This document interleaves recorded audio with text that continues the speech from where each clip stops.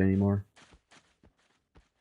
Can you imagine if Ixars could roll bards, how screwed these zones would be? Oh yeah, we were gonna listen to that Fall Out Boy song.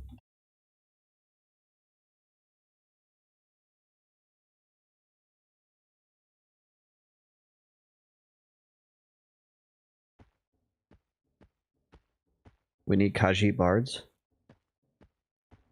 To be fair, the those Lucklin, what are they, Vashir?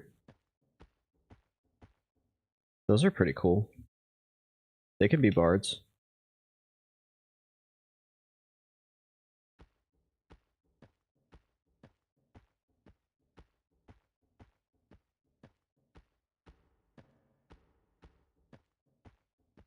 I don't know if I'm gonna be able to play the TLP. Like I'm gonna try. P99 is just so good. Even though it's bullcrap and it makes me angry. I have no room. Oh wait, if we sell the dagger...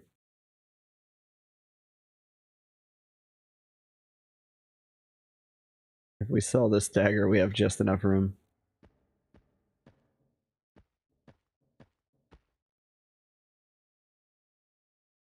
What am I doing?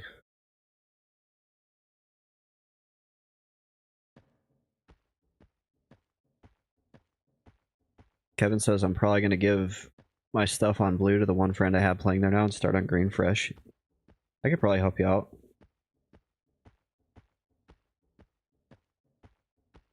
We could level some dudes too.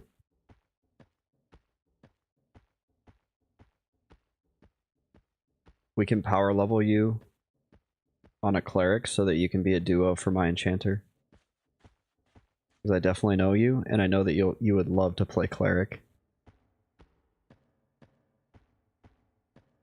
I can't think of a single other class that you would rather play.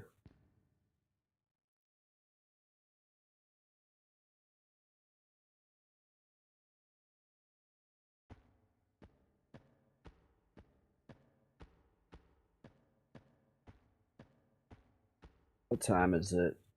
It's only 94 or 90:45. It's only 90:45, guys.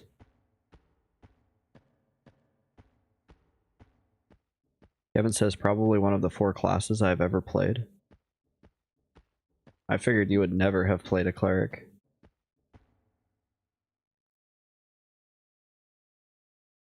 They're not fun.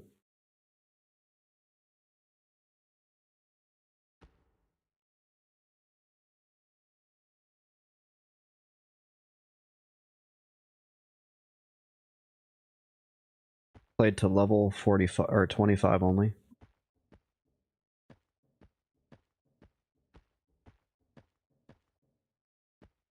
Yeah. I have one on Agnar. And I don't like him. It's like super stressful. And it's not very gratifying.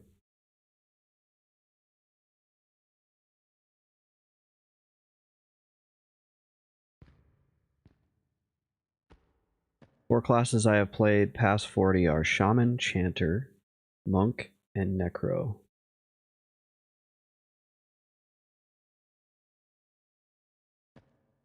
At this point, like,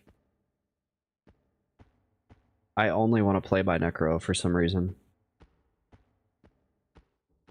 I log on my Chanter and I just troll people at the Common Lands rings and set LFG for a few minutes and then I get on my Necro.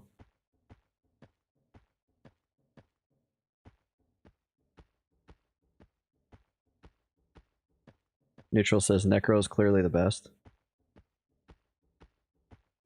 I feel like it's just the most fun. I like that I don't have to...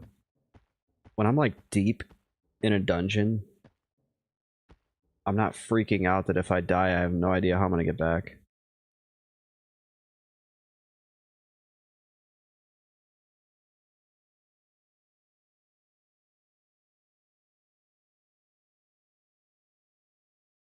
Let's go turn in all these skins.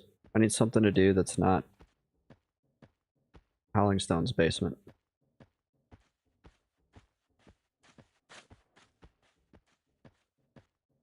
Oh wait, I don't need to hammer. Kevin says Necro is probably my least favorite of the four. Yeah, you're a chanter. You're a big chanter guy, aren't you?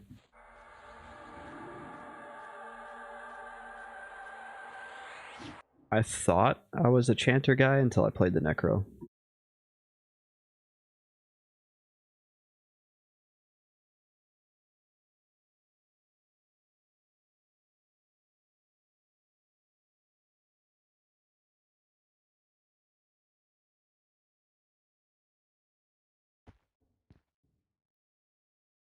Kevin says there's something about a 36% hasted monk with a fungi. That could make things fun. I guess I could see that, maybe.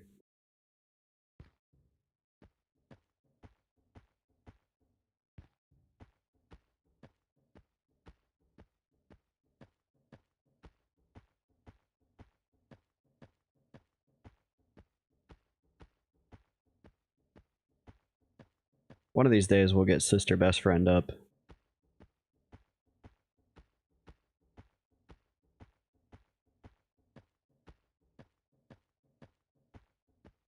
What I really want to do, but it would just take forever to do,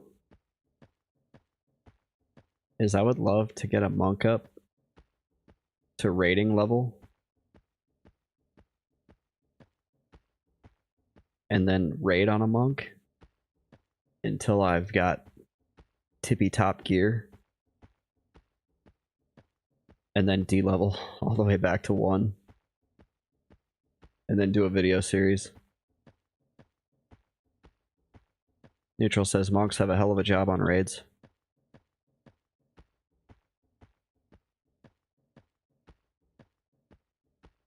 Yeah, it probably is stressful. I think necros are just, what, twitching mana non-stop? Like, it's not even really... Cankersaur, I haven't seen you in a while. Playing a monk on a raid sounds like my nightmare.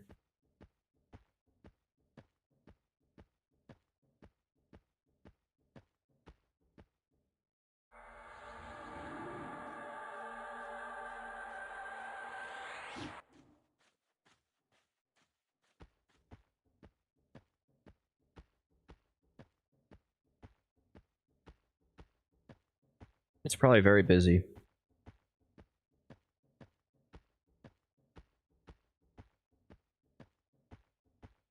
Enchanter looks really busy. It's busy in a group.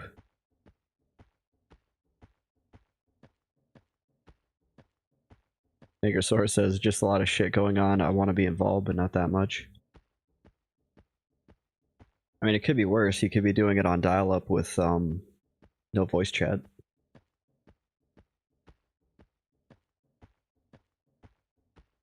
Back in my day.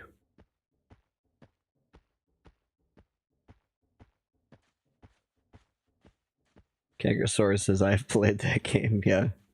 I never rated, I've still never rated on P99. I've rated on Agnar and it was like totally boring, and I did it for probably 3 or 4 weeks and then just said, I don't know why I'm doing this. This isn't fun. Like, I would get gear upgrades and just be like, cool, yay. I chose a bad class though. I chose Cleric.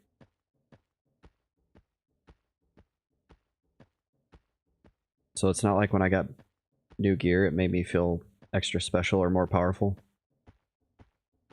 Kevin says that's what happened to me in WoW Classic. Not me, man. When I got Ashtrathul, the crossbow from BWL,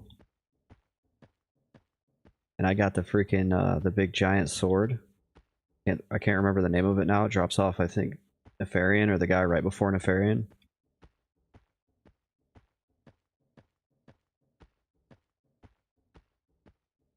I was all about it. Where am I going? What am I doing?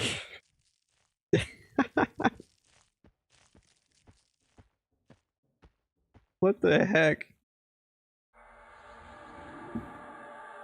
Did I just get totally backwards on where I needed to go in this zone? Yeah, Ash Candy. Great sword of the Brotherhood.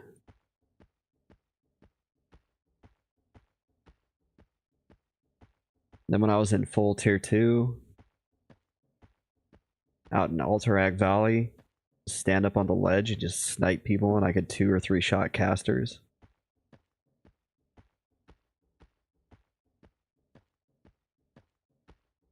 Let's see, we need to go this way. Okay, we got it. We got it figured out. Kevin says it hit me right around AQ40, then I tried again in TBC. Got to about pre-bis. A couple friends quit and I never went back. Yeah, once TBC came out, I was over it. I was just kind of like... I've already done those raids. I did them back in the day. And the whole draw for me of playing Classic was I had never raided. What are you guys doing? I saw Tiger. The Tiger King.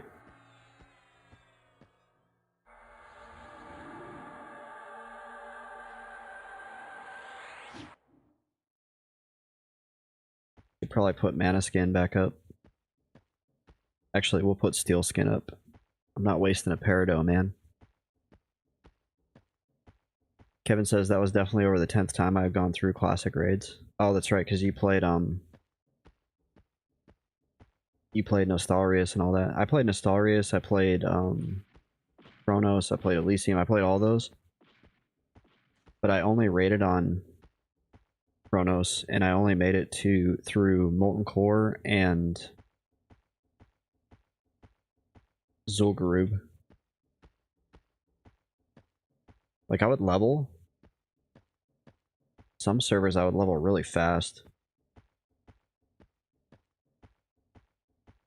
I did raid a little bit on Turtle WoW.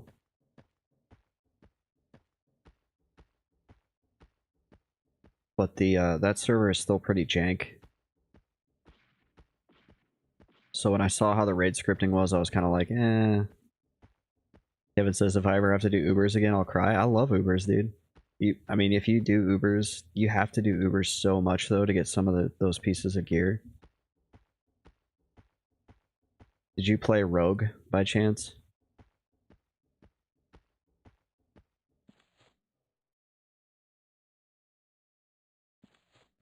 What did you play? Warlock? I know a lot of rogues have to do Ubers a ton because of the books. The books drop in Ubers later on in one of the patches.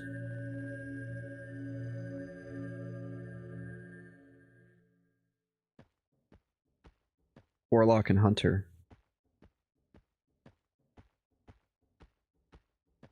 I'm a Hunter guy, man, because people can knock Hunters all day long, you know, and I don't blame them because of how many shitty Hunters there were that just send their pet out and they just auto shot and they suck and they clip their auto shots. They don't melee weave.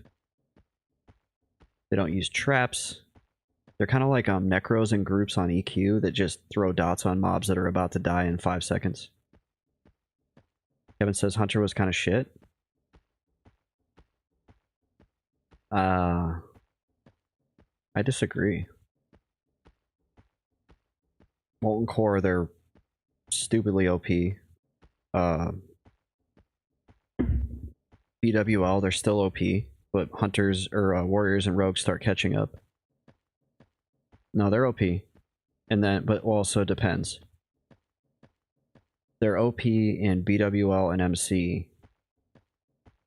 And then they fall behind because in AQ, all that melee gear really kicks in. Warriors and Rogues really take over. By that point, if you're on like a time lock, the Warriors have gotten their Obsidian Edge blades and their different like best in slot gears from MC and BWL.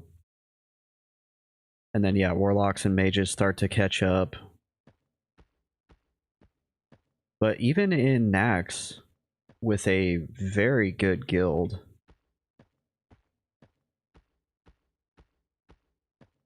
I still like could hit top 10 DPS on like extended fights, on sustained fights. But that was after I got my tier 3. So hunters, that they fall in AQ, but they come back up once tier 3 kicks in, and they were actually where they needed to be.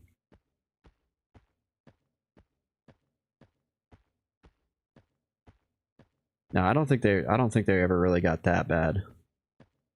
And but you played, if you didn't do Nax, if you quit at AQ, AQ is when like they do start to fall off.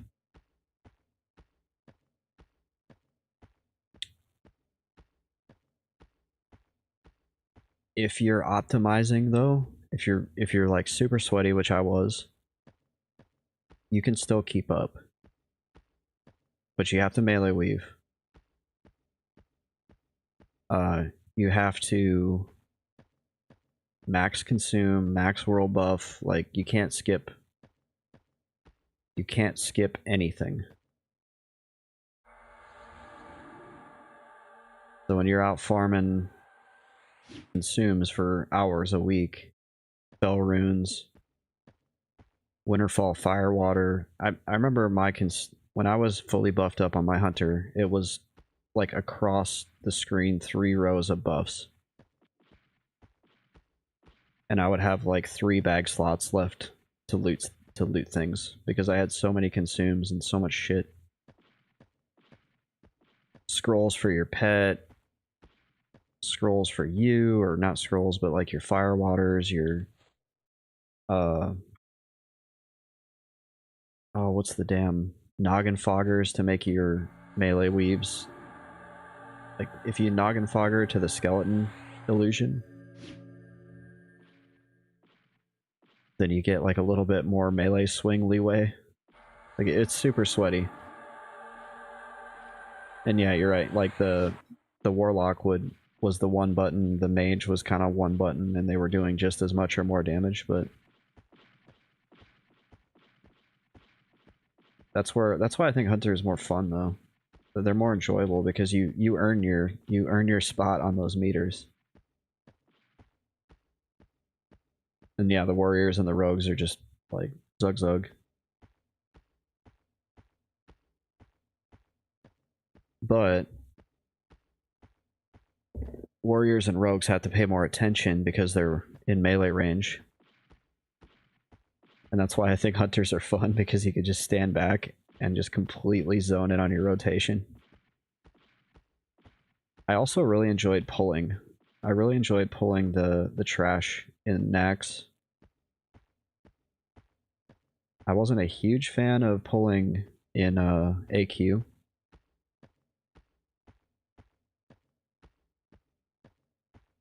Because there was just so much trash in AQ is just trash city, it sucked.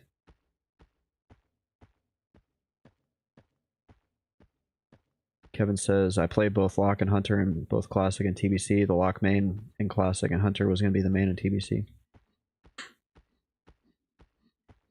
Yeah, BM Hunters get stupid crazy in TBC.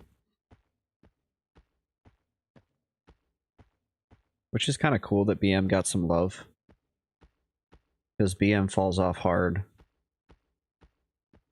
That's the other thing. If you're trying to raid as BM in vanilla, it's not good at all.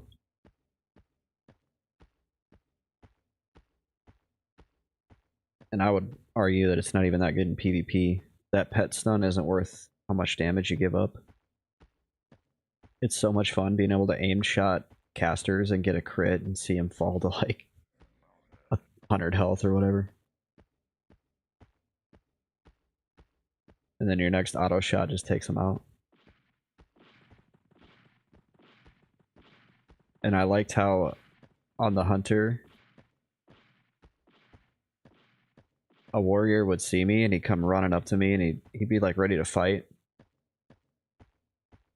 And then by the time he got to me, I'd already eaten a ton of his health. And then I would whip out Ash Candy and be like, whomp, and just like crit him with Ash Candy. They definitely thought twice after that. Kevin says I did PvP on my Hunter way more. My favorite was always FDing the mage's pyro last second and then one-shotting them with an aim shot. Yeah, if you time those FDs. I bet they're more fun now that they got rid of spell batching. Because that was one thing that irritated me. It was on, oh, another thing you have to do on Hunters to be competitive is trinket swapping. So fight starts, you like pop both your trinkets, do like 2 of your rotations or whatever. Whenever your trinkets come off, you feign death and you swap both your trinkets. And you could pretty much script it. But that's the stupid sweaty levels you had to go to on a Hunter. Like, you literally had to feign death so you could swap trinkets mid-fight. But on fights like Patchwork, that like really paid off. Because in 2 minutes you had 2 new trinkets to use.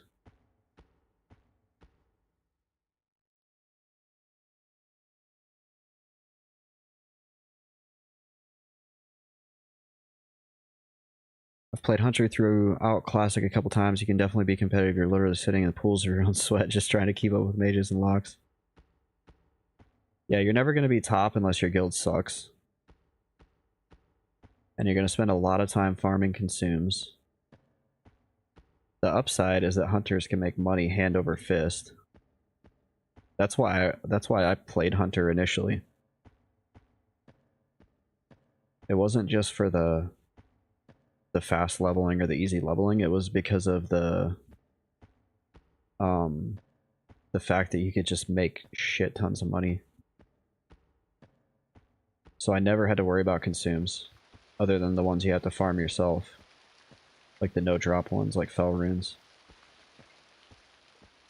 And I would farm my own Firewaters, because even those were like stupid expensive. But I enjoyed farming on the Hunter. Like, I enjoyed just going out to a spot and just killing things. Like, that was why I knew Hunter was the class for me, is because I just enjoyed killing things on him. I just genuinely enjoyed playing it, even when I wasn't in a raid. Kevin says you're gonna get prio on like no gear at some points. Yep. Yeah, it could be your bis, and they're still gonna prio a warrior because you're not gonna out DPS that warrior. They're giving the 3rd tier warrior DPS bow upgrades. Okay, that's a problem. That's not cool. The guild I was in the Blizzard, like the Blizzard guild in WoW Classic. And when they told me they were, I didn't know they were the Blizzard guild for one when I joined. But when they told me they were Loot Council, I was like, oh no, like I don't want to do this. I don't want to be in a Loot Council guild. And the person who recruited me was like, no, it's fine, don't worry. I was like, sure, I've heard this before. But no, dude, they were like super fair. They explained everything. And they never would have prioed a bow to a DPS warrior. And they would talk about all the decisions, and they would also tell you. They would just be like, yeah, you are in the queue, you are here. There was no mystery. There was no like there was the world first, or not world first, there was the world's top parsing hunter in our guild. And they literally told me I was prio on the crossbow from Naxxramas because I had been in the guild longer. And it wasn't, but I wasn't a sandbag either. He and I, sometimes I would out DPS him, but other times he'd have a great hit or a great fight or whatever. But yeah, they were like, no, the crossbow is going to you if it drops because he joined the guild like 2-3 months after you. Even though he's literally like #1 on parses on some fights. I was like, oh, that's cool. Kevin says, I was being a bit facetious, but hunters typically don't get prio on much at certain points. Yeah, that's okay. I mean, I used to complain about that too when I was, like, not saying you're complaining, but I used to complain about it when I first came back to Classic. I would be like, why can't I have Korhan Tooth? And then somebody who was much more wiser and experienced than me was like, let me explain to you why you can't have Korhan Tooth. Zul'Gurub's gonna come out in like 3 weeks, and every one of the hunters is gonna get these blades that no one really gives a shit about, and they're gonna be better for you than Korhan Tooth. But for the dagger rogues, Korhan Tooth is good all the way up until later on. And I was like, oh, okay, I get it. Thanks for explaining it. And now I try to explain the same thing to other people.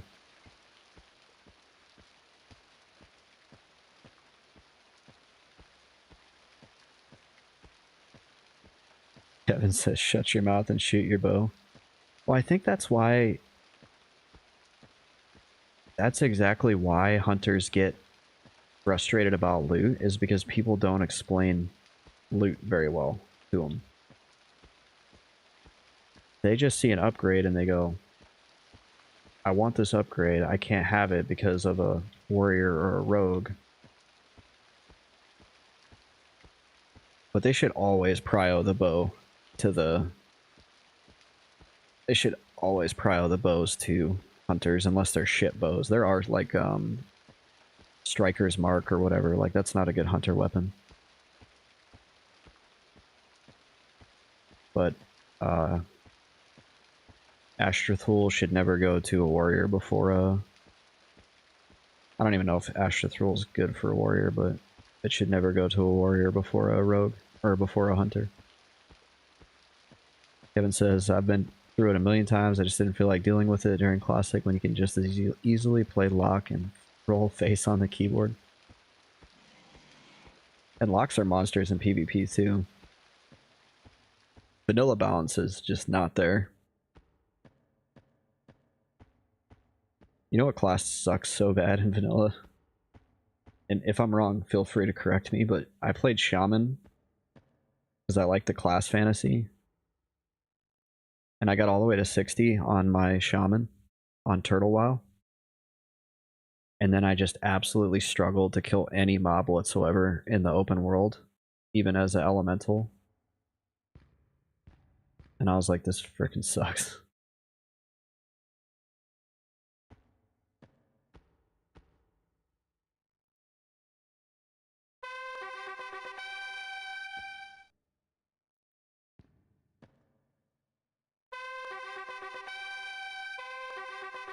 Yeah, give me my faction.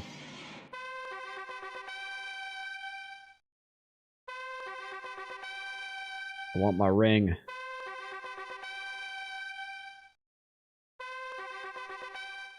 feel like that's really loud. You can do 4 at a time?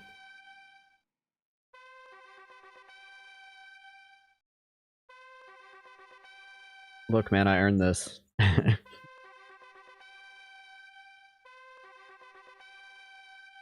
it, I don't want salts. Kevin says paladins were much better overall, that's why a lot of sweaty PvE guilds went alliance. Doesn't that, like, come to bite? Didn't that bite him in the ass in TBC, though?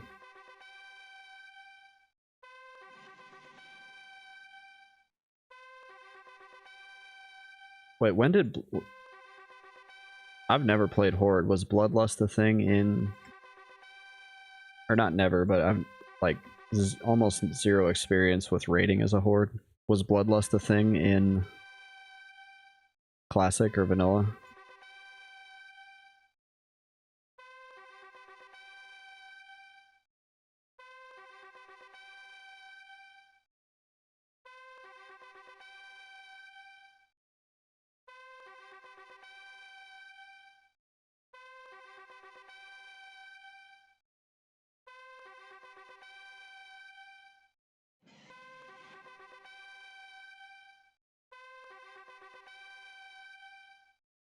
I kind of feel like part of me is like, you need to go to bed after this. And then part of me is like, nah, don't go to bed. That's dumb.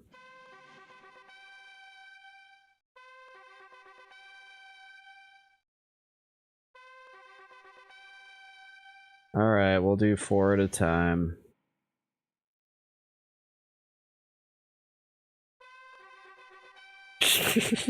It plays the sound 4 times. At least I know it's working.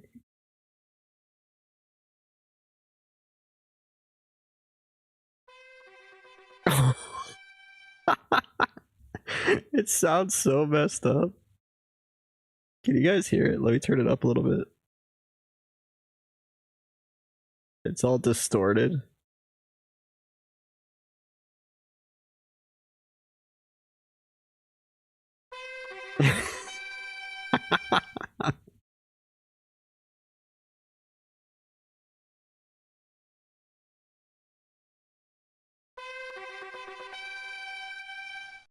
It's cursed, yeah. I'm actually getting negative faction for it.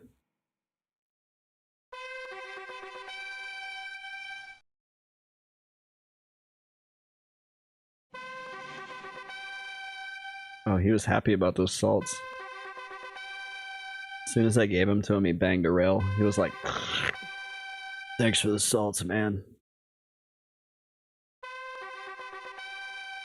It's boring as hell down here. I'm level 1. Everybody picks on me because I'm tiny.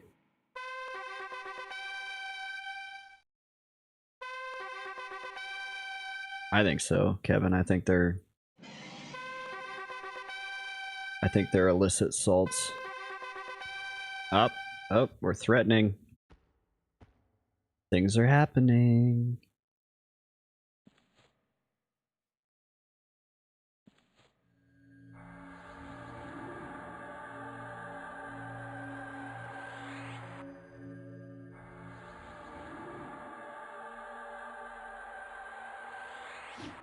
I've been wanting to play Stalker Shadow of Chernobyl lately. I don't know why.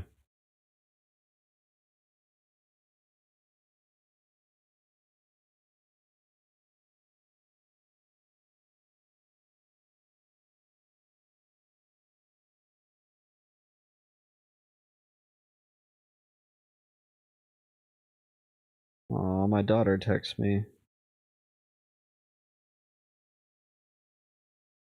Never played it? It's I'm not gonna like jump up and down and be like, oh, it's so good, but a lot of people really like it. What should we do?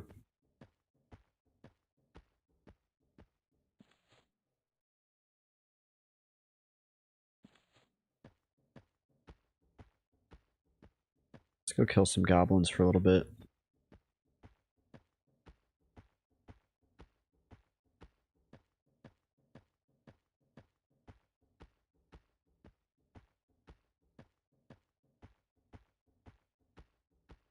This saves the day?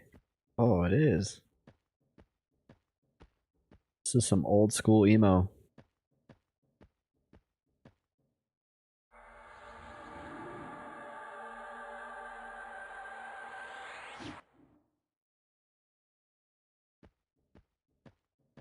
I actually helped a couple Necro or Ixars get down to the jail the other night in Droga, and it was kind of cool. I'd never been down there.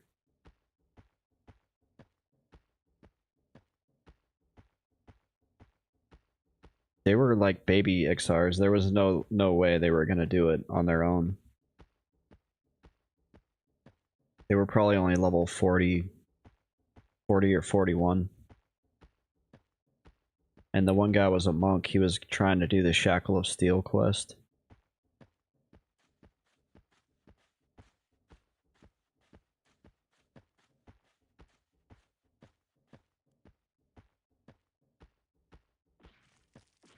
So I was like, yeah, sure, I'll help you guys get down there. You're probably gonna die if somebody doesn't help you.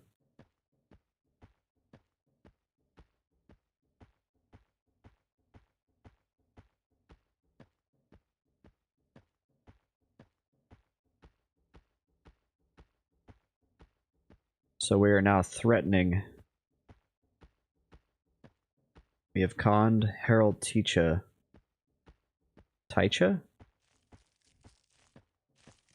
And we are now threatening. That's good to see. I'm glad to see it actually moved off of complete KOS or whatever. Anchorsaur says, I'll take you there, but I can't help you get back. Yeah, they were talking about logging out down there, and I was like, bros, I wouldn't do that. I think that's a bad idea. I think that's like just asking for your body to get stuck somewhere that's very difficult to get out of. And you're gonna have to be asking people to drag your bodies out.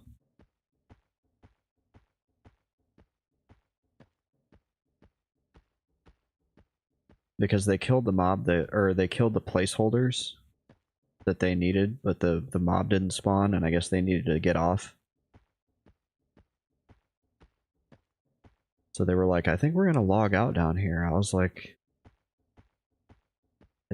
no one's ever down here, so you're pretty much guaranteed that when you log in, there's gonna be aggro. And 2, you're deep as hell in this thing.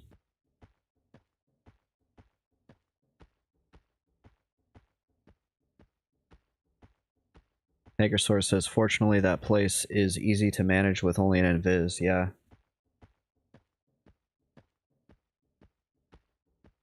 Yeah, if there was C invis, Droga would be not fun to get to get around in. That was the issue I was running into in Guck earlier on my enchanter. Was you have undead mobs, you have living mobs. So it's really hard to maneuver around some spots.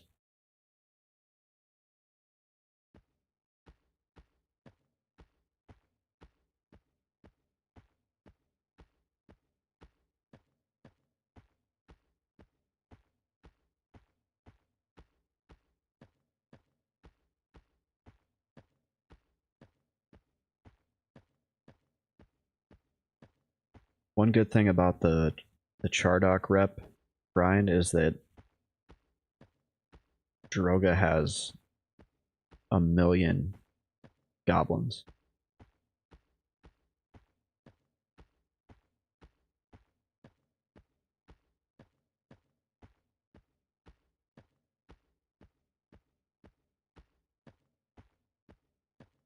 It would be so much worse if you had to go down there and just struggle to get goblins, although it might have been like that at one point on the server, I don't know.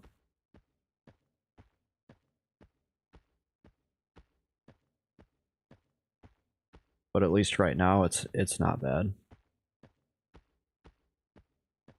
Anchorsaur says, Goblin chainmail is good plat to vendor.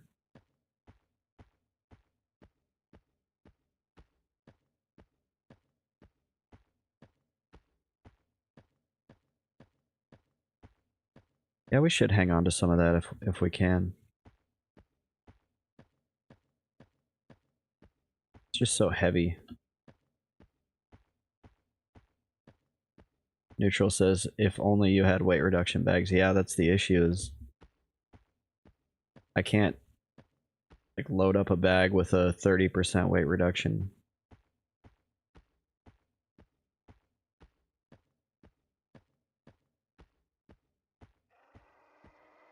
I actually saw a group of appropriately leveled players in here the other night. Like there was actually a group in there farming like as if it was a regular zone, which I've never seen before. I've only ever seen solo players. Kevin says that's wild. Yeah, it really was. Oh man, my eyeballs are floating. I'll be right back.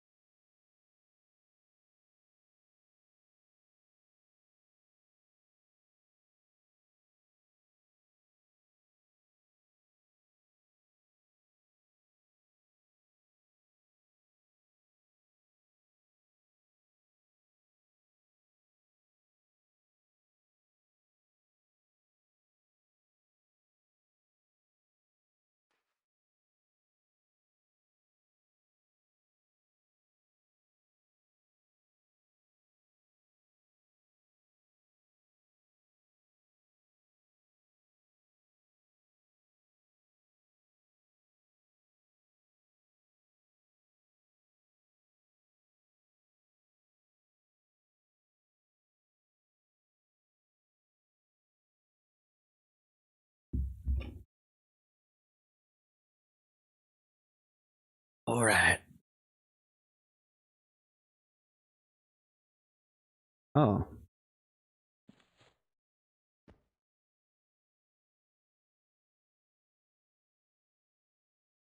This guy wants to buff me. Oktar. I've seen this guy before.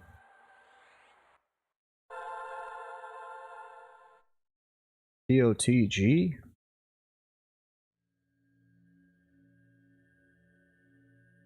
Oh yeah, he was the guy I gave the, I think I gave him, or told him that a clay had dropped. Kankersaur says I like blasting through Droga for easy drops like that, but I also have to keep bags.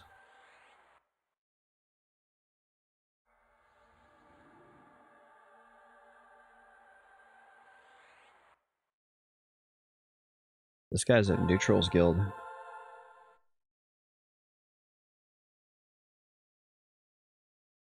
Some Michael Jackson shield damage shield gloves.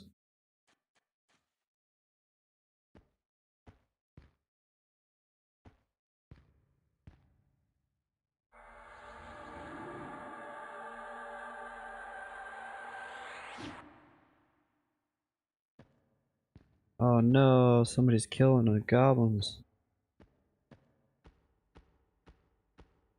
On my way here, I was like, yeah, there's always so many goblins. And then I get down here and they're all dead.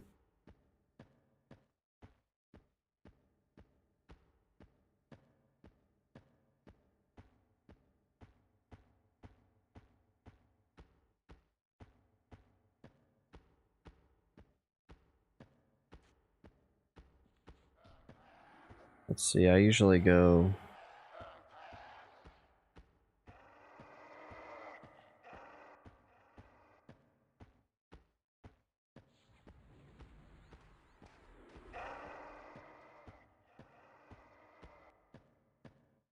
I usually go like right here. There we go.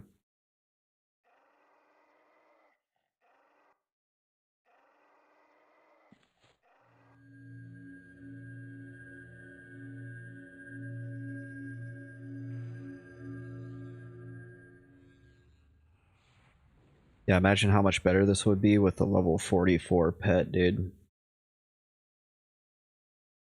Or the 49 pet, I mean.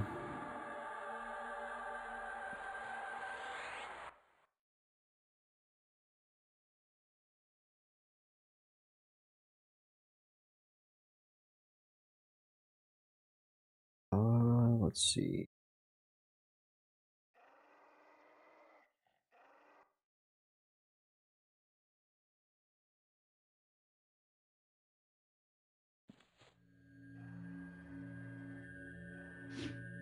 Yeah, you should try getting that. I think the pet haste upgrade comes from Velius.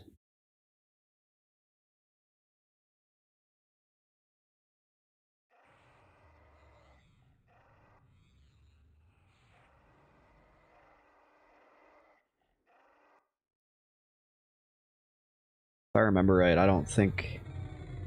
I can look it up. But I don't think I get it.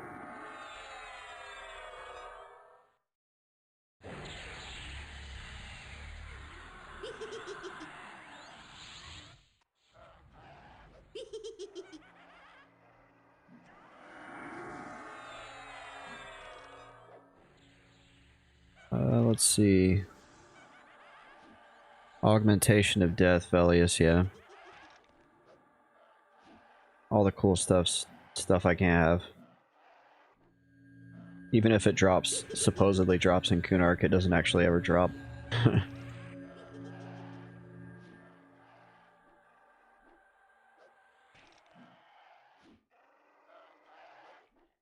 Kevin says take a vacation. Neutral's gonna log on one day and he's gonna slash Humi and I'm like... I'm like out in Western Waste or something. I just whisper and I'm like, shh.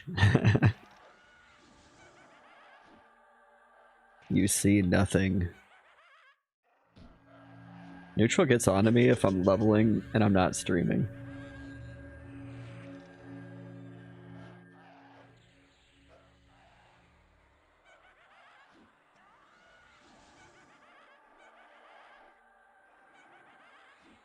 Carl Jobst, yep. Hello, you legends. Dude, this guy's being such an asshat. He just keeps healing himself.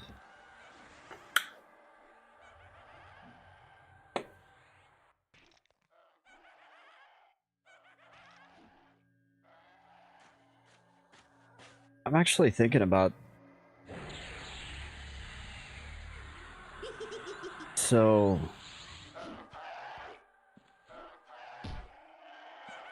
Kevin has brought up kind of a cool idea. I wouldn't do it with Mr. Best Friend, but like...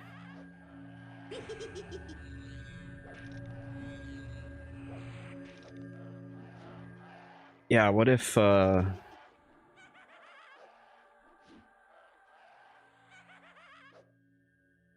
this is actually kind of a neat idea. So what if I did like a solo self-found? I don't know if I'll ever do this. I'll start with that. Where there is like a really hefty geographic restriction. But like maybe certain achievements unlock more areas.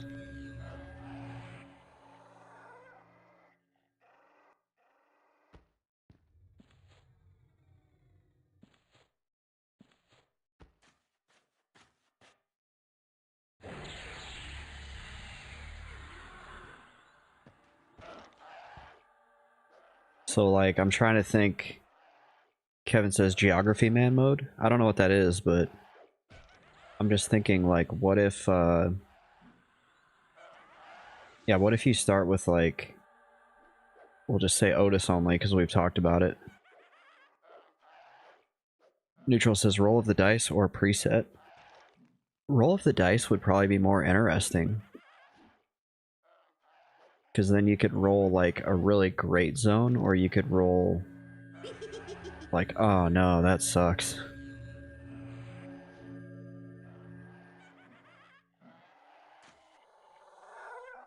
I think it would take a lot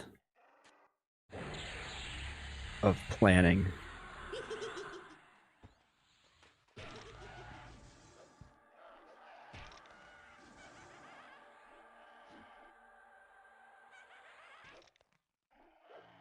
But if you did it right...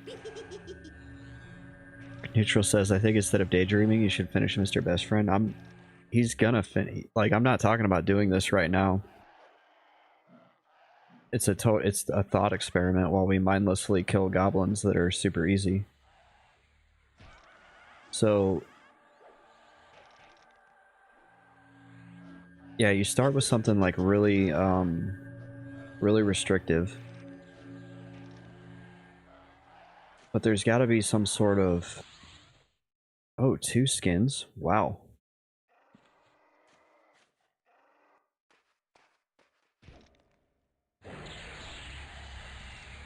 There's gotta be some sort of like difficult fight or difficult thing you have to do. It can't just be... It can't just be like hit level 35 and then this new place unlocks. Kevin says people make content like that for RuneScape where they start in Iron Man or Solo Self-Found and lock it to a specific cluster of tiles. Oh yeah, you're talking about the chunks, the chunk men.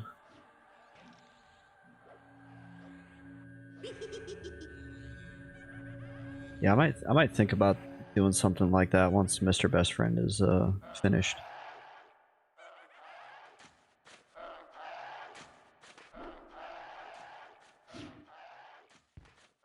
Like you say, I'll just use an area I know really well. Oh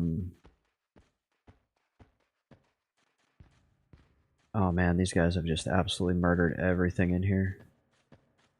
So you start in like North Kinos.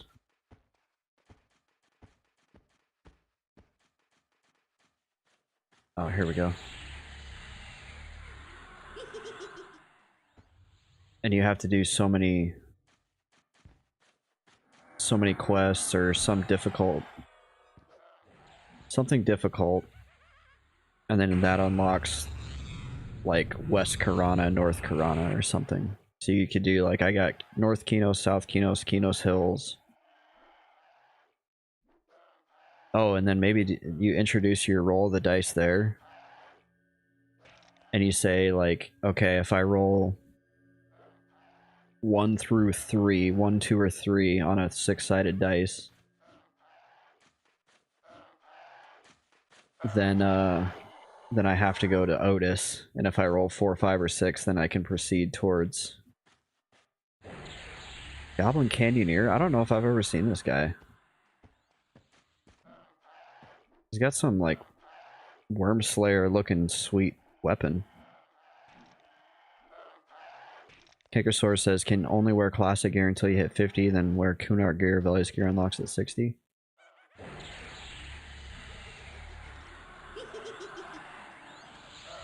And you could even do, like, it's not just a single dice roll. It could be like a series of dice rolls. So it builds some suspense.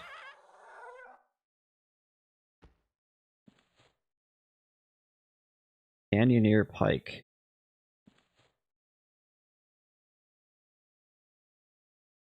It looks cool. It's no drop.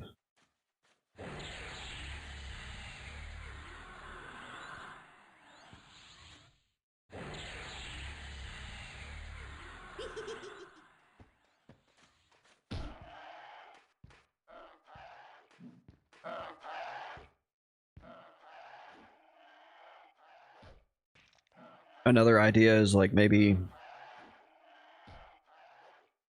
you'd have to keep track of it all manually, but completing so many quests in the zone or certain quests in a zone gives you a point or points to spend on unlocking more zones. There's all kinds of cool ideas you could do with that. Something I thought about instead of full SSF. Also doesn't neglect the buying gear, yeah.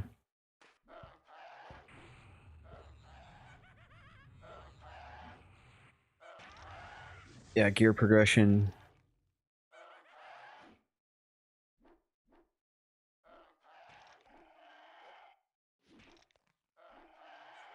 You could give yourself some sort of limited ability after so much progression to be able to buy, like, one piece of gear or something.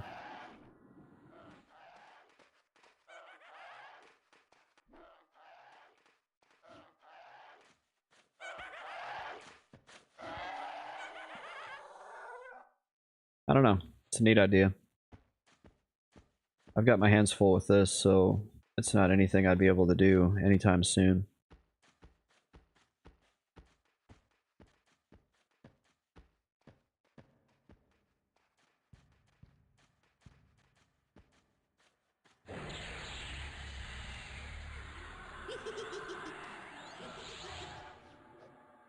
You could also just kind of, you could simplify it too. And play it kind of like Risk. You know how whenever you first start Risk, people put their armies all over the maps, or all over the map? You could take a map of Norath, and yeah, just as soon as you hit level 5 and new zones unlock, you roll like a, you know, 10-sided dice or whatever, and these numbers get you this zone, these numbers get you this zone, and then you just kind of have to do it all by dice rolls.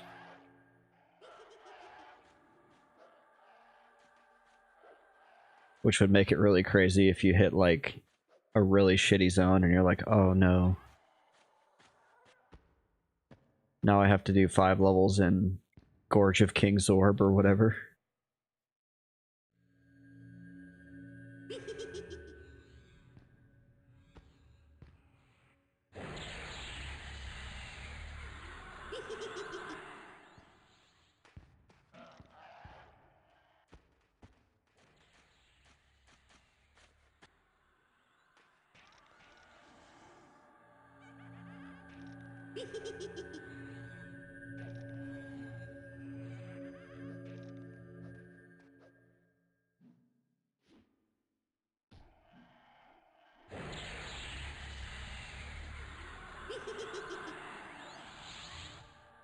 Man, this guy's messing my pet up. Kevin, did you ever listen to this band? AFI?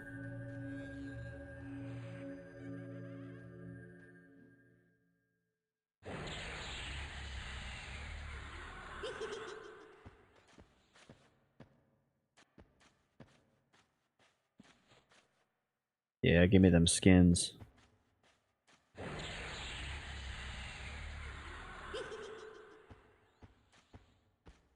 I'll be honest, when I first started doing this, I was always annoyed at how slow or how bad this pet is. But now that I've gotten used to it, it's not optimal, but it's not terrible.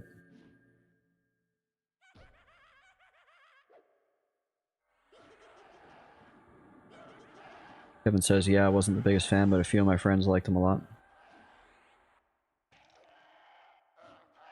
They're like older... I'm gonna say it, their older stuff was better. Their older stuff was a lot more punky.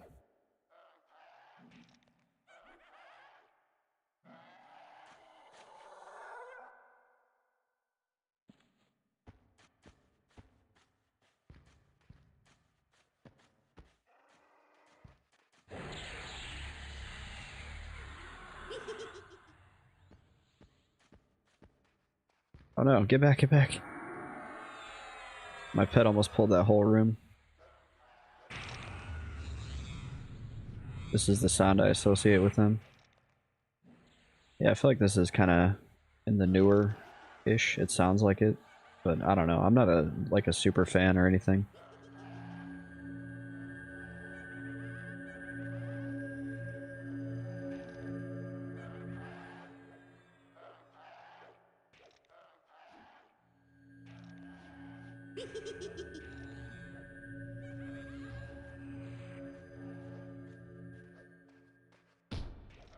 You jerk.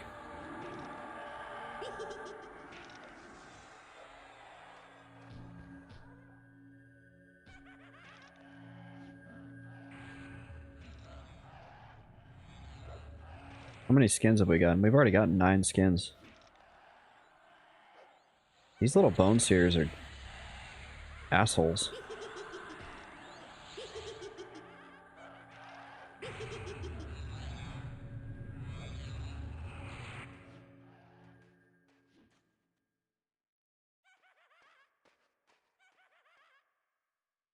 If I had that better heal too, that would make this a little bit faster too. That's not a nice thing to say. They're not nice goblins.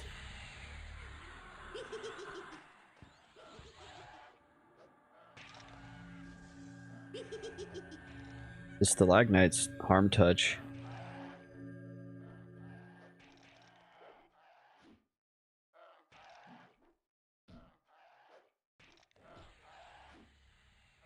You just rolled into their home and are murdering their kin with a summoned skeleton. Look, man, that's what I do.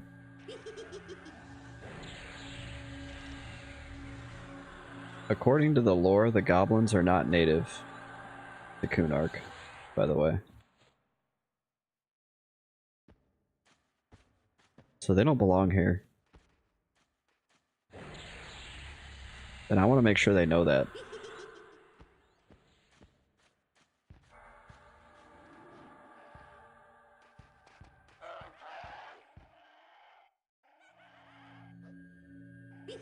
This is a good little diversion when I'm not in the mood to do Howling Stones. It's like kind of getting late and I'm getting tired. But I'm not quite ready for bed yet.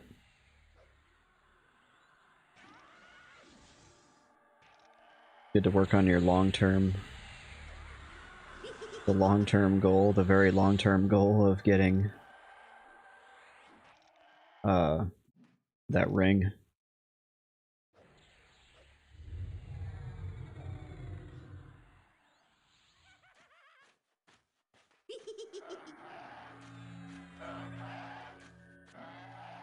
No, my regen's wearing off. Yeah, the one ring.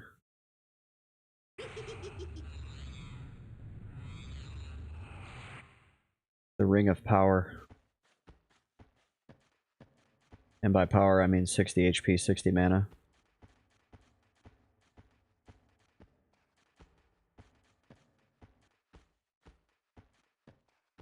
I can't go to bed anyway because the kids in the room next door are screaming still, even though it's almost 11 o'clock.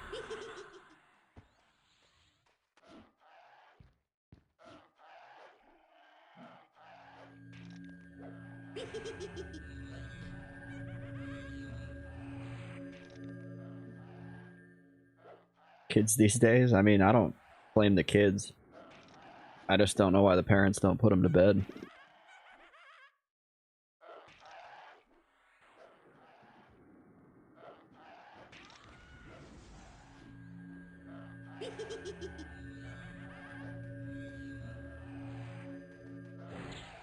Damn it.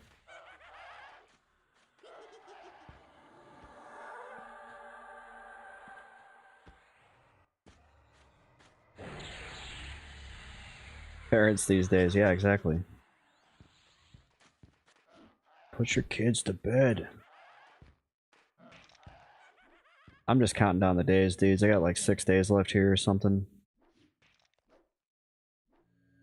Also, I was supposed to be going overseas in October. That was the big news. But my boss called me today and said that they've got somebody else that needs to go more than me. That's probably why I'm like so chill right now. And I'm like, it's not that I don't care about going overseas. It's just like, I just want to, it's gonna sound bad. I just don't want to deal with the disruption to my bad video gaming habit, that's all. I really love doing this, even if it's just for like 5 or 6 people. Even if there's like 5 or 6 people in here, night after night, but you guys always come back, man. And it's very relaxing. And I enjoy posting the videos on YouTube, and I enjoy interacting with people there. Cakersaurus, as someone who's done it a bunch of times, I don't blame you. Yeah, I've only done it, I've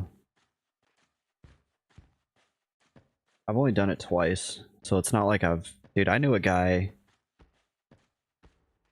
I had a guy in my last unit that had deployed like 9 times in 7 years or something, so it's not... I should never complain, right?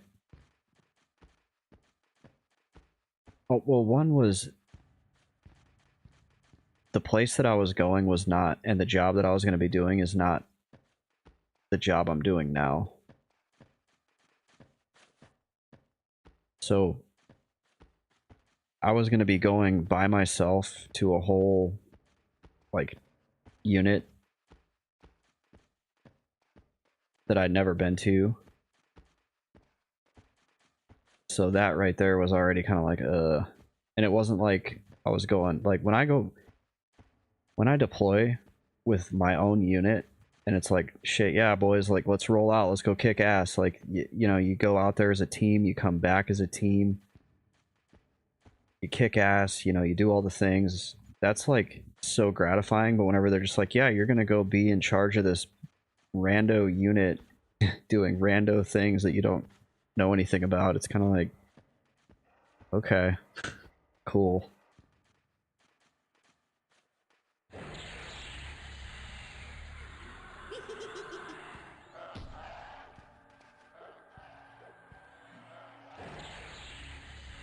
Like, if I was rolling out with my dudes and my helicopters, I'd have been like, frick yeah, let's go. Like, let's go kick ass.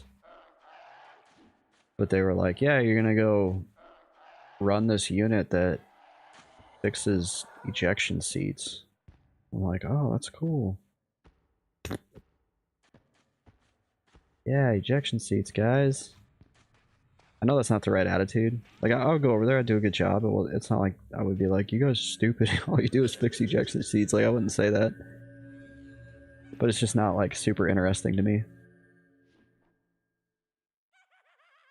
Cakersaur says, I'm just a civvy that has spent way too much time on planes, I'm over it. Kevin says, being part of that unit sounds like something to be jazzed up about. Yeah, super exciting.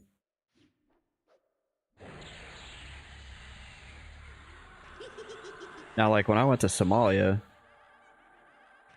and we're freaking you know, part of a group that goes out to rescue people, like, that shit's awesome.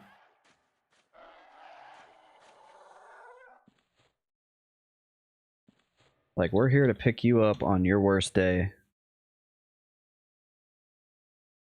and make sure you can get back to your family. That's so gratifying. Oh.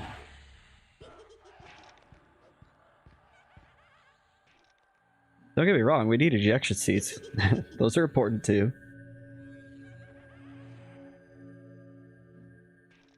Yes, it just hits different.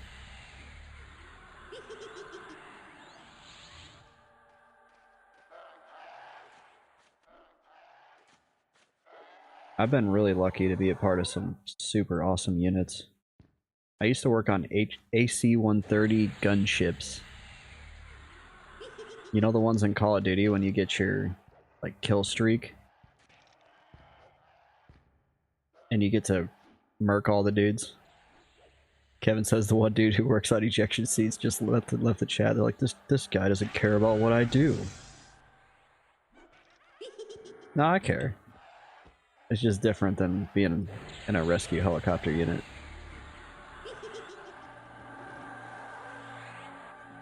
Yeah, I used to work on those.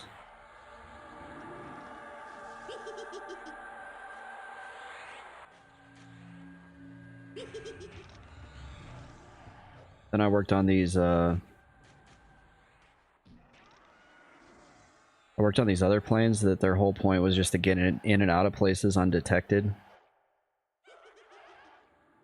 And, like, special forces dudes would ride on them, and they could fly super low to the ground. And the radar that I worked on was, like, the radar allowed them to actually, like, maneuver around the Earth and go up and over mountains and shit without a ground-based radar picking them up. That was really cool, too.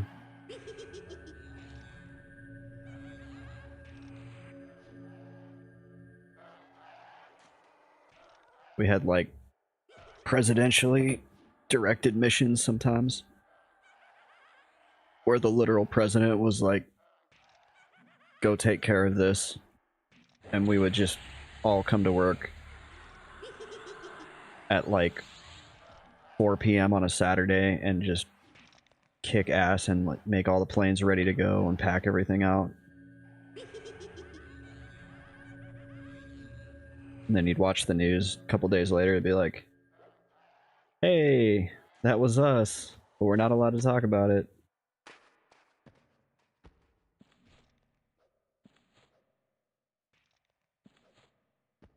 Yeah, I've been lucky. I've been in some really cool units.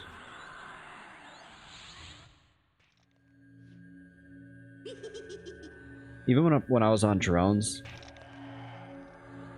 drones weren't super cool, but there was a few times where we had to protect people that were on the ground that needed help, so that part was gratifying.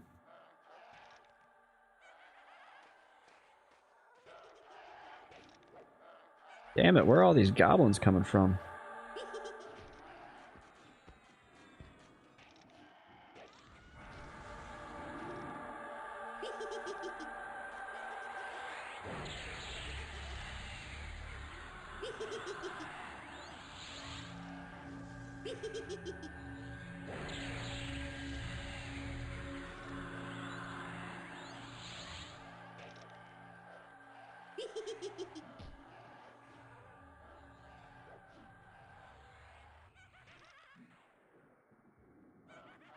But now I don't have to go, or supposedly right now I don't have to go. I'm still gonna let my girlfriend know, just in case something happens with the other person, because stuff does happen where, you know, they find out their wife's pregnant or whatever. And then if you're already kind of have been on the list, they'll just go right back to you and be like, hey, something happened, this dude broke his leg, you gotta go. It's just something you gotta be ready for.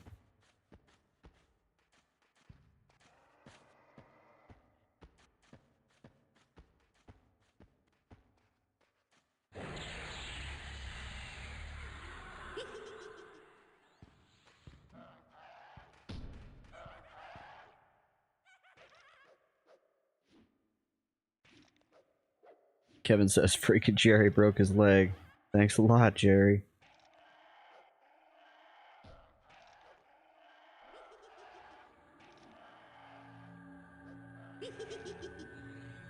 Honestly, like, the one thing I really care about the most right now is... I'll just say... It's one word, it starts with C, ends with A, and everything is made there. That is my biggest focus.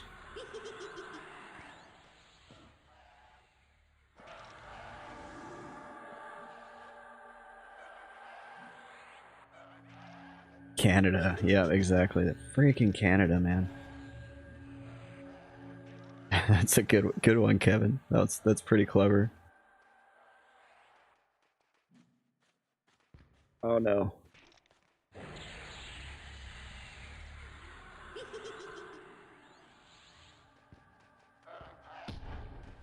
Stop him, Jennerer. He's hitting me. Kevin says South Park tried to warn us too. Here's what people really need to be thinking about, and you guys can say you heard it here first if you haven't already thought about it. So let me make sure this is actually...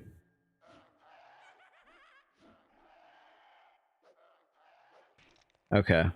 Yeah, it's all over Joint Chiefs of Staff. Okay. I just want to make sure this wasn't something I couldn't say. So,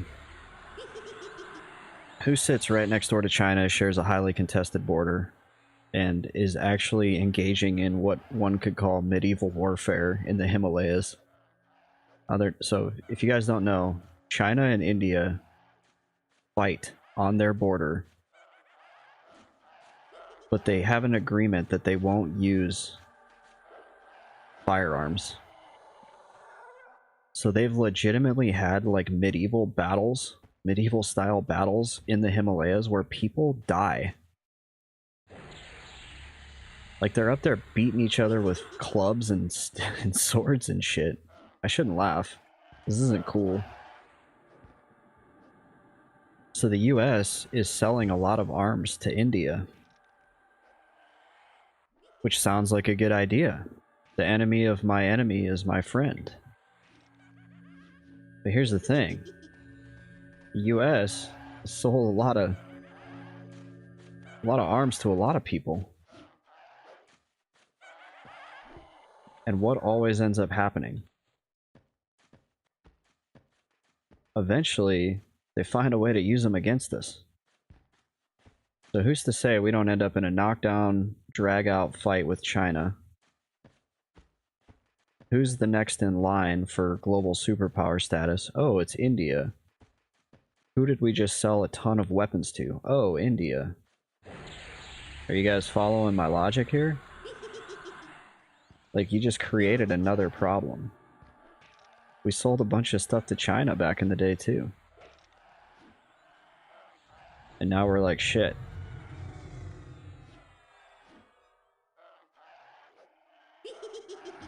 Kankersaur says, peace through bombs. Yeah, I don't know, man. I'm just a dude. These are all thoughts of my own. They are not representative of my position as a member of the United States military. I'll say that. I'm allowed to have my own personal thoughts and share them in a constructive manner. Yeah, we do this shit all the time. We sell the stuff to the people that hate us, and India doesn't hate us, but who's to say just because they don't hate us today doesn't mean they won't hate us tomorrow? So China and America go to war. India is all of a sudden thrust into a top spot, and we just made them even more powerful.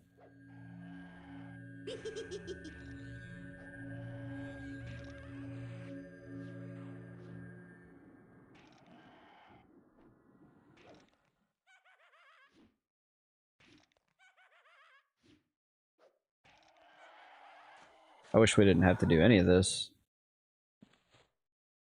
That would be nice.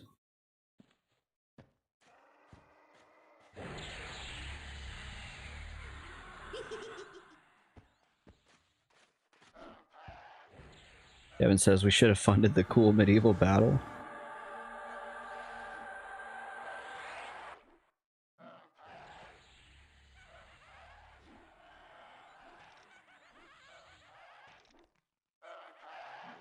Let me see. Oh my gosh. Alright, we're gonna watch this.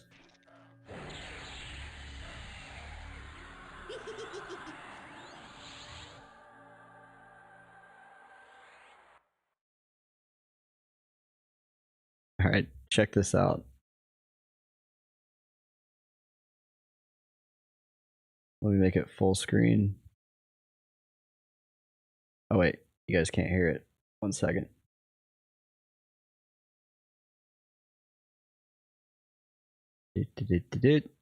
There we go.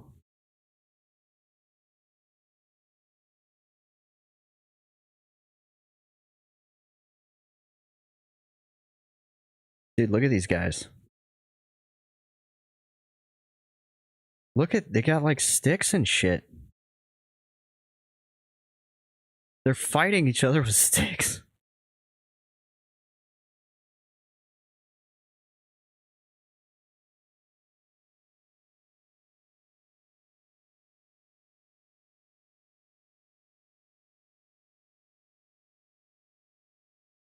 Dude, it's so crazy.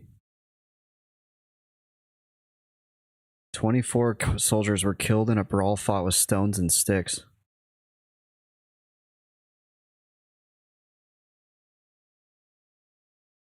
Yeah, these guys are big giant jerks, so we beat them with sticks. Stay off our border. Kevin says the new WoW Battleground looks crazy.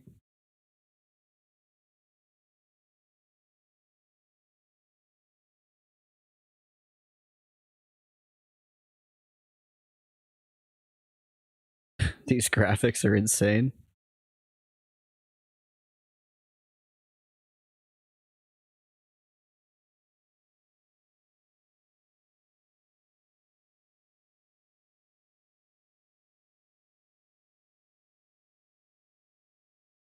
Trying to find any more. I don't think there's any other.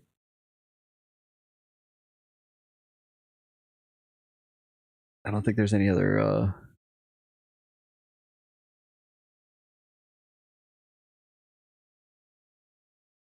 This shit's crazy, dude. I don't want to see your trucks. I want to see dudes fighting with sticks. Lame. Downvote. Yeah, that shit's crazy, man.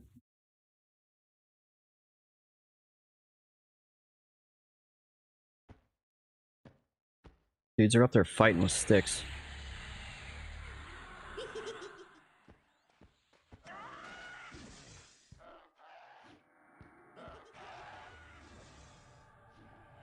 What is the world coming to?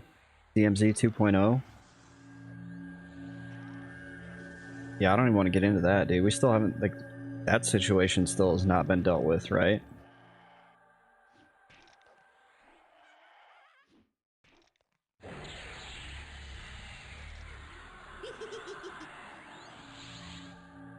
Kevin says, sorry, honey, I won't be home for dinner. We have a stick fight scheduled with China at 6 p.m. Do they train for that? That's what I want to know. Give me my loot. Ooh, yeah, 2 skins.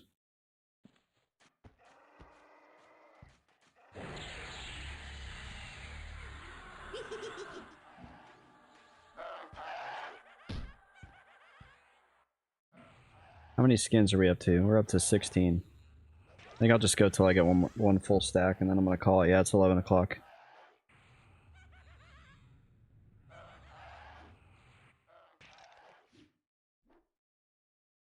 How come they're not preparing for it? Like, I guess that would start escalation. It'd be like a faux medieval arms race. Like, if dudes start bringing crossbows and, like, Cat o' Nine Tails or Bec de Corbin. They, like, start coming up with, like, these medieval weapons to bring up there with them, and then China starts doing it, and then eventually it turns into a nuclear war.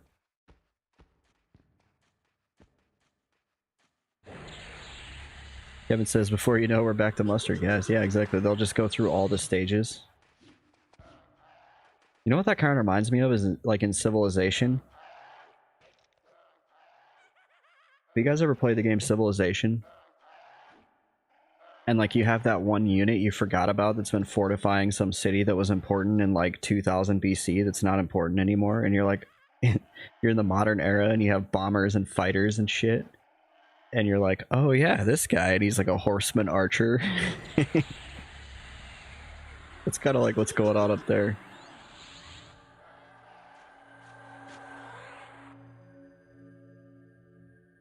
I always like it when you end up fighting civilizations that aren't as advanced as you.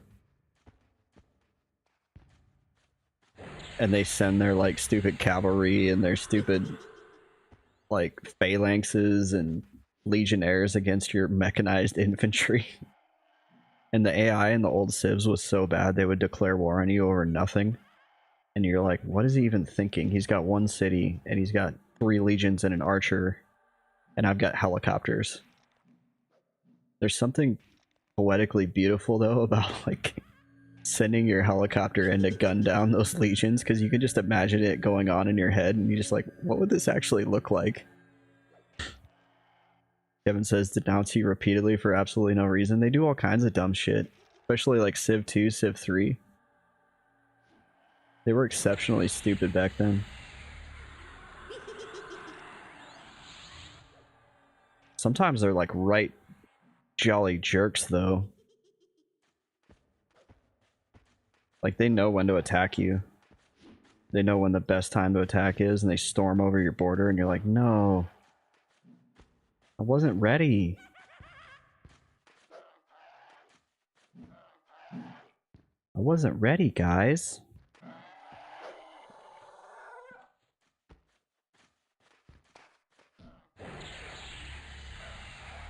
Ophion says the second you move troops out of a city, yeah. The AI on Deity cheated. They had to. Like, I think the AI gets bonus production, bonus everything. I like how they'll never accept a trade ever. You have to give them your entire state bank plus 3 new technologies plus seed 2 cities for them to be like, oh yeah, you can have that 1 oil.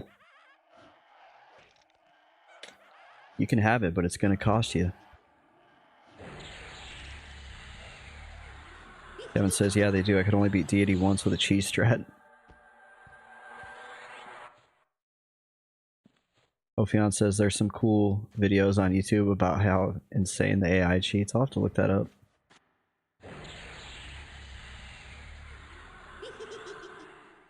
Spotify, you've already played this song like 1,000,000 times. You can't play it.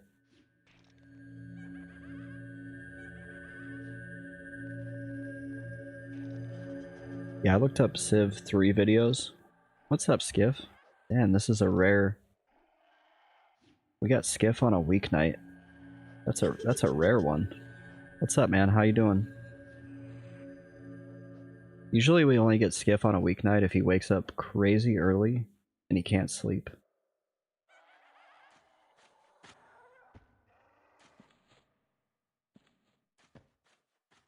The Spiffing Brit probably has a bunch of videos on that. He loves to break that game. I don't know if you guys remember this game because it was potentially before your time. Skip says just gone 5 AM and yeah, I can't sleep. Okay. There was this game called Master of Magic that was released back in the 90s. And it was basically a fantasy civilization. And it's actually a really cool game. Instead of being like a world leader, you control a wizard. And the wizard has like different spells and types of powers and shit that you can get as you unlock, and that's what you research. Like you research spells instead of like technologies. I think you do both. Anyway, there was a really funny cheese strat on that game where you would roll halflings and you could just completely steamroll the game with halfling like slingman, you know, like a sling where you put a rock in it and you let it go. It's like a strip of leather with a rock in the middle. You could like literally decimate entire armies with like 9 slingmen. Kankersaur says I throw a sling in real life. That's freaking awesome. How big of a rock do you actually put in a sling? Skiff says it's what David used to kill Goliath. That's true. Thumped him right in the big old dome. Ophion says, imagine being accurate with a sling. You would destroy people. Yeah. I can't imagine it feels good.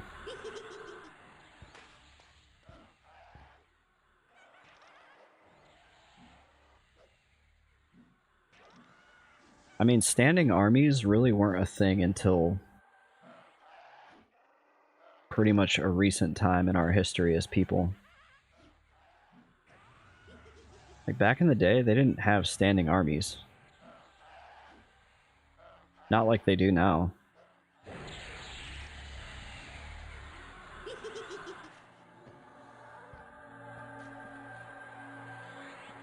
Hankersaur says, a little less than a fist size. It's legit scary. Kevin has a good point. Were they all sitting? They were all farming. Like, armies back then were like, hey bros, we gotta do something about this, so after the harvest, you and your sons are gonna get together with me and my sons and everybody else's sons, and we're gonna just go wreck these people for like 6 months, and then we're gonna get back by springtime to plant our crops. Ophion says most people would literally just stand there and stare at the stone as it hurtled towards their head. Yeah, that's true. You'd be like... You'd probably be dumbfounded until it was too late. Sign me up.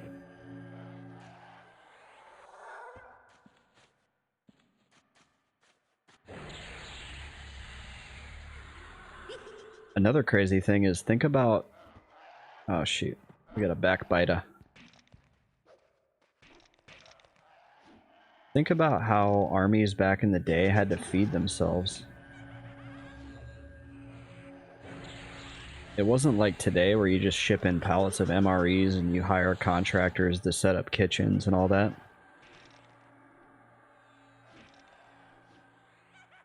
Like back then they had to literally loot and pillage the surrounding areas just to keep an army going.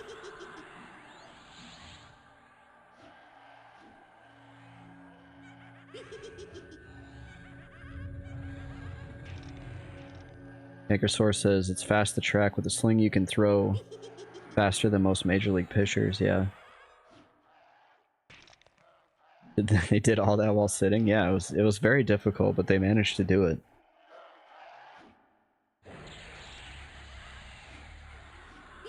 That's why Sitting Bull was such a powerful warlord in the Americas.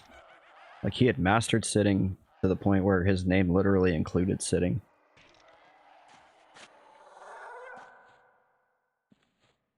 Oh yeah, give me those skins. Yeah, you don't earn the title Sitting Bull by standing up.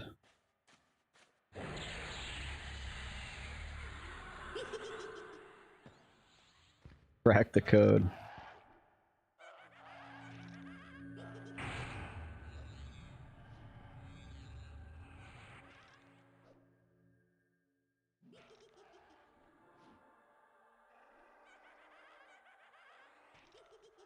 Well, maybe like 30 more hours of this and we can get a ring, guys. Skiff says, I was at the British Museum yesterday in London. So you guys mastered doing shitty things to people. You guys wrote the book on it.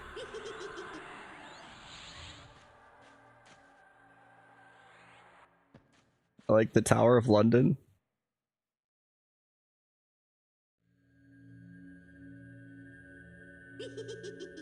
I didn't know we were watching Confucius' stream. Hey, I'm a thinker, man. I'm a philosopher. I actually have like a model I'm working on a model right now. I need to put pen to paper. Or make a YouTube video or something. It's not anything groundbreaking, but it helps me understand the world. And when I think about ideas, I put them through the model, and then it helps me trace the idea back to like its origin.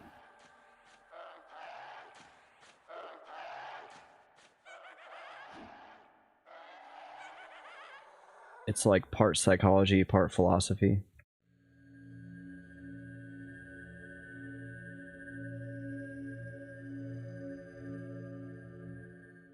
One of these days I'll write it all down.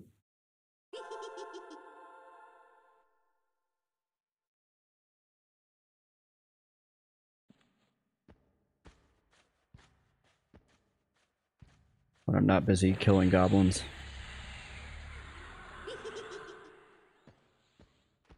Kevin says get it published. I feel like somebody would read it and be like, yeah dude, we knew all this in like 4000 BC. And I'll be like, yeah, but it helps me. So publish the damn book.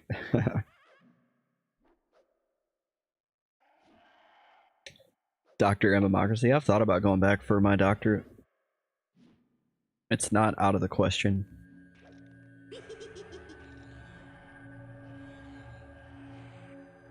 I should do that. I should start that up. I should start a doctorate. I would have to pay for it myself, which is a big deterrent. But on the flip side, I'd be a freaking doctor. Dr. Sir Democracy. Yeah, that's right. Get it right, Kevin.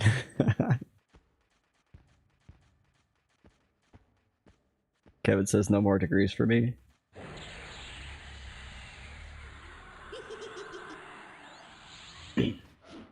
I just didn't feel... I didn't feel consummated by my master's. It felt like I was just doing the same thing as my bachelor's with a little bit more analysis, but not enough to challenge me.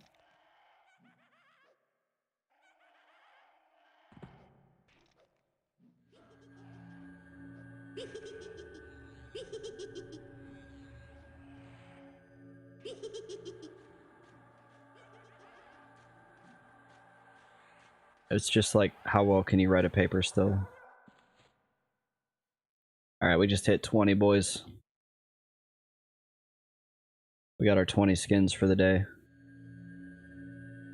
Goodbye, Genera. You were a good boy.